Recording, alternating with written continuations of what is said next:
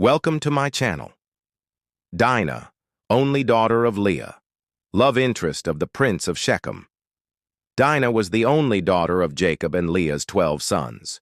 When she grew up, her father took her to a town near Shechem in the land of Canaan to find a husband for her. She wasn't his first choice, but he wanted to make sure she found a good man who would take care of her. So he went to the prince of the area and asked him to marry his daughter. The prince accepted, and the wedding was set. But unfortunately, the night before the wedding, something terrible happened. As Dinah slept in her own tent with her mother Leah, 2 of Shechem's sons broke into their camp. Probably because they had heard rumors that Jacob's daughter was beautiful. They crept into her tent and did something horrible. They took turns raping her. Then they ran away. In the morning, when Dinah's mother, Leah, realized what had happened, she was furious. She told her husband Jacob what had happened and demanded that he do something about it. But Jacob didn't seem to care at all. He just told Leah to be quiet and let it go. But she refused. She said that if Jacob didn't get revenge for her, then he could forget about her and their sons forgetting about her. She went back to her family's tent and stayed there for 4 months until Jacob finally agreed to do something. When he finally went to the prince of Shechem, he didn't threaten him or demand revenge like Leah had hoped. Instead, he made a deal with him. He said that if the Shechemites circumcised all the males in their city, then he would allow his daughter to marry one of them. The Shechemites agreed, and the city was quickly circumcised. But this was a trick because according to Jewish law, circumcision was a sign that someone belonged to God's people. And once they were cut, they could never join any other gods. Jacob knew this, and so now he told the prince that he couldn't marry his daughter because he had broken the covenant.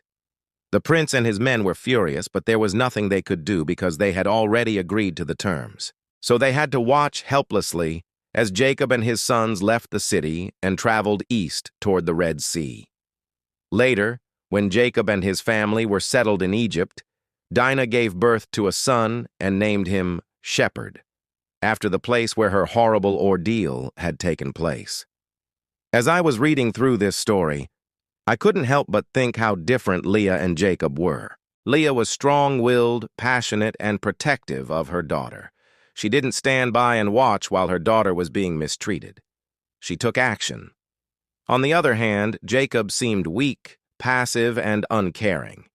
He didn't want to offend the prince of Shechem, even though his daughter had been brutally raped. He was willing to let the men who had hurt his daughter go free without any punishment. The story of Dinah is a reminder that not all heroes wear capes. Sometimes they are the ones we least expect, like a strong and independent woman who isn't afraid to speak her mind. And sometimes the people we expect to be heroes, like fathers and husbands, can be weak and disappointing. I also couldn't help but wonder how Dinah felt about all this. We don't hear much from her in the Bible, but I imagine that she must have been traumatized by what had happened to her. Being raped by 2 men is a horrible experience, and it's made even worse when your father is willing to let them go free. I'm glad that Leah was there for her, and that she had someone to protect her. If you've ever been through something traumatic, please know that you're not alone. There are people who care about you and want to help. Don't be afraid to reach out for help. You deserve to feel safe and protected. And as always, thanks for watching. If you enjoyed this video, please leave a like and subscribe for more content.